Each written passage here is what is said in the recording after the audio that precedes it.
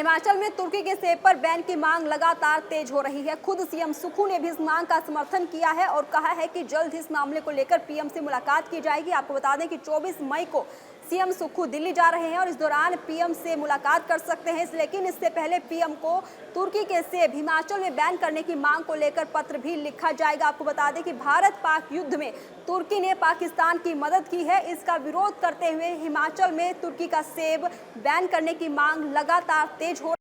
मैं हूं HIV virus, नाम तो सुना ही होगा। मुझे वो लोग बिल्कुल अच्छे नहीं लगते जो मुझसे दूर रहने के लिए हर बार कॉन्डम का इस्तेमाल करते हैं। जब खून चढ़वाने की जरूरत पड़ती है तो मान्यता प्राप्त ब्लड बैंक में चले जाते हैं। कोई बात नहीं, इन लोगों को अगर मुझसे दूर रहना है तो मैं भी ऐसे लोगों से दूर रहता हूं। तो मैं हूं HIV वायरस। मेरे बारे में जानने के लिए 1097 पर कॉल करके सवाल किया गया। हिमाचल प्रदेश राज्य एड्स नियंत्रण समिति द्वारा जनहित में जारी रही है। और कुछ ही दिन पहले हिमाचल के किसान और बागवानों ने कृषि मंत्री से मिलकर ये मांग उठाई थी, उन्हें ज्ञापन भी सौंपा था और अब हिमाचल के सीएम सुक्खू ने भी इस मांग का समर्थन कर दिया है और जल्द ही पीएम से मुलाकात करने के लिए सीएम सुक्खू दिल्ली जा सकते हैं और उनके सामने हिमाचल में तुर्की के सेब बैन करने की मांग उठाएंगे। लेकिन उससे पहले पत्र लिखने की बात भी कही है सीएम सुक्खू ने। पाकिस्तान भारत के बीच युद्ध में तुर्की ने पाकिस्तान का साथ दिया था और देश में तुर्की से अब सेब आयात पर प्रतिबंध लगाने की मांग उठ रही है। हिमाचल के मुख्यमंत्री सुखविंदर सिंह सुक्खू ने भी केंद्र सरकार से तुर्की से सेब पर पूर्ण प्रतिबंध लगाने की मांग उठाई है। इसको लेकर मुख्यमंत्री पत्र भी लिखेंगे और 24 मई को प्रधानमंत्री के साथ होने वाली बैठक में तुर्की के सेब पर प्रतिबंध लगाने का मामला उठाएंगे। मुख्यमंत्री सुखविंदर सिंह सुक्खू ने कहा कि बाहरी देश से आ रहे सेब से हिमाचल को नुकसान हो रहा है। बाहरी देशों से सेब आने से बागवानों को सेब के उचित मूल्य नहीं मिल पा रहे हैं। जब बाहरी देशों के सेब आते हैं तो सबके दाम एकदम गिर जाते हैं। हिमाचल ही नहीं, उत्तराखंड कश्मीर के सेब पर भी असर पड़ता है। बागवान पूरा साल मेहनत करते हैं लेकिन जब सेब मंडी में पहुंचता है तो उन्हें दाम नहीं मिलता। ऐसे में भारत सरकार को विदेश से आने वाले सेब आयात शुल्क को बढ़ाना चाहिए और तुर्की के सेब पर पूर्ण रूप से प्रतिबंध लगाना चाहिए। इसको लेकर वे प्रधानमंत्री को पत्र भी लिखेंगे और 24 मई को होने वाली बैठक में भी इस मामले को उठाया जाएगा। और साथ ही मुख्यमंत्री सुखविंदर सिंह सुक्खू ने कहा है कि जम्मू कश्मीर में हुए हमले के बाद भारत पाकिस्तान युद्ध के बाद हिमाचल में पर्यटकों की भी काफ़ी कमी देखी जा रही है। हिमाचल पूरी तरीके से सुरक्षित है और पर्यटक बिना किसी डर के हिमाचल आ सकते हैं और यहाँ के शुद्ध वातावरण का लुत्फ उठा सकते हैं। उन्होंने कहा हिमाचल शांति प्रिय प्रदेश है, ऐसे में पर्यटकों को घबराने की ज़रूरत बिल्कुल नहीं है। साथ ही आपको बता दें कि तुर्की द्वारा पाकिस्तान की मदद के बाद हिमाचल में तुर्की के सेब आयात पर प्रतिबंध की मांग तेज हुई है। हिमाचल में सेब उत्पादकों के साथ साथ राजनीतिक दल भी इस मांग को प्रमुखता से उठा रहे हैं और सीएम सुक्खू ने क्या कुछ कहा है वो भी आपको सुनवाते हैं। ऐसा है, जो विभाग है और जो मेन ऑफिसेज है वो तो शिमला में ही रहेंगे। जैसे कमीशंस नए नए बन रहे हैं, जैसे GST कमीशंस है, रेरा है और जो कमीशंस है उनको हम यहाँ से शिफ्ट करेंगे। जैसे अभी मैंने कहा कि शिमला को डीकंजस्ट करना है। अगर मान लीजिए सीएम की गाड़ी ने जाना है तो इतनी लंबी लाइन लग जाती है, या ट्रैफिक जाम हो जाए तो 1.5 किलोमीटर तक लाइन लग जाती है।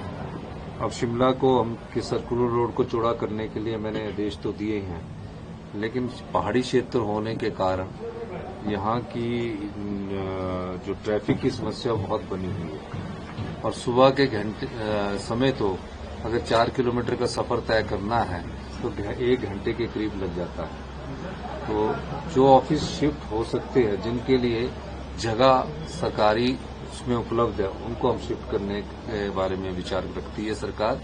लेकिन उन जिन ऑफिस को भी शिफ्ट किया जाएगा, जैसे कि वन विभाग का, वाइल्ड लाइफ का ऑफिस शिफ्ट किया है, क्योंकि सबसे बड़ा पौंग डैम का जो सेंचुरी एरिया है वो रामसेर साइड, जो वर्ल्ड नोन साइट है, उसकी वाइल्ड लाइफ के विंग की जरूरत धर्मशाला थी, तो उस विंग को हमने शिफ्ट किया है।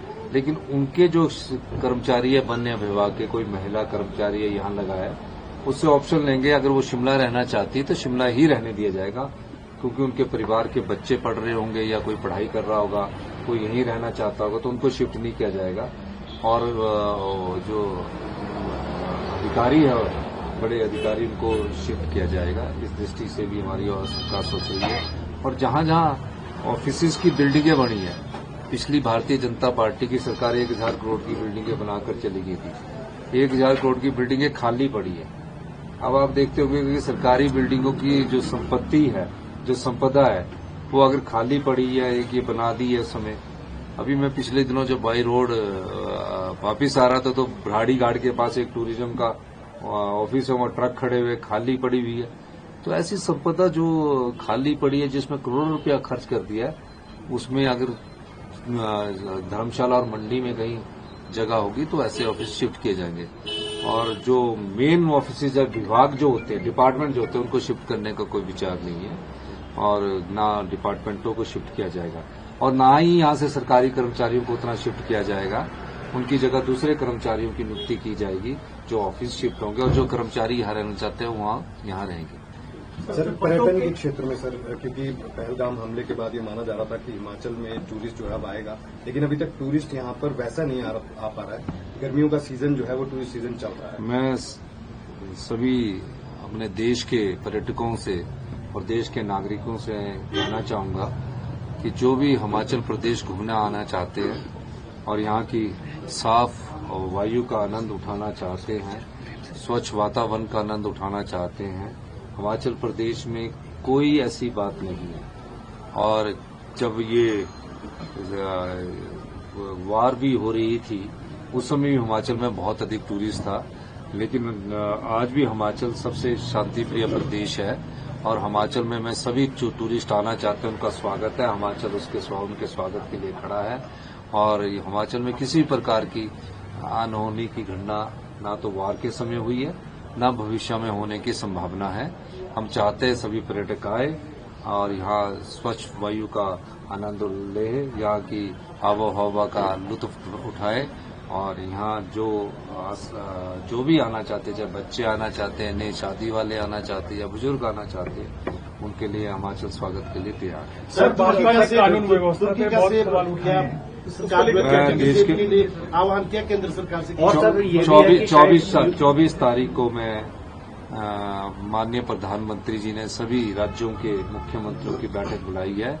और मैं पत्र लिखकर भी जो तुर्की से सेब, हिमाचल के सेब बागवानों को से परेशानी होती है, सस्ता सेब बेच दिया जाता है, हम चाहेंगे कि जो तुर्की से सेब आता है उसने हिमाचल के बागवानों को प्रभावित किया है। इस प्रकार के सेब के आयात पर प्रतिबंध लगाया जाए। इस मामले में मैं व्यक्तिगत तौर से प्रधानमंत्री जी से भी बात करूंगा और निश्चित तौर पर एक चिट्ठी मैं प्रधानमंत्री जी को भी दूंगा कि हिमाचल प्रदेश जो कि बागवान और सेब की दृष्टि से पहचाना जाता है, वहाँ के बागवानों को किसी प्रकार का नुकसान ना हो, क्योंकि जब बाहर से आयात सेब आता है तो हमारे सेब के दाम प्रति किलो के हिसाब से गिर जाते हैं। हम चाहेंगे कि तुर्की के सेब के आयात पर प्रतिबंध लगाया जाए। सर, अमेरिका से भी यही जो है दिक्कत चल रही है कि इम्पोर्ट ड्यूटी वो क्या इम्पोर्ट ड्यूटी को लेकर भी सवाल है। यूएसए से जो है इम्पोर्ट होता है और अभी शायद नहीं। मैं तो हिमाचल प्रदेश के बागबानों ने बड़ी कड़ी मेहनत करके हिमाचल प्रदेश को सेब के रूप में विकसित किया है। और 40-50 साल से बागबान एक पौधे को अपने बच्चे की तरह पालते हैं, और फिर जब उस पालने में ही उसका इतना खर्चा जो हो जाता है और उसका मूल्य उतना नहीं मिलता है, तो निश्चित तौर पर बागबान को दुख होता है। लेकिन वो इस उम्मीद के साथ कि अगले साल मुझे अच्छा दाम मिलेगा। लेकिन पिछले कुछ समय से तुर्की से जो आयात सेब है उसने हिमाचल प्रदेश के बागवानों पर चोट लगाई है, जम्मू कश्मीर के बागवानों पर भी चोट लगी है, और जो अमेरिका से भी आयात सेब है उसने भी कुछ तरह किसी न किसी तरह से हिमाचल प्रदेश के बागवानों हैं उनको नुकसान पहुंचाया है। अब जो ट्रेड एग्रीमेंट होते हैं उस विषय में तो केंद्र सरकार ही बता सकती है, लेकिन हिमाचल सरकार इसका बाहर से आयात सेब पर डबल टैरिफ लगाने की बात कर सकती है।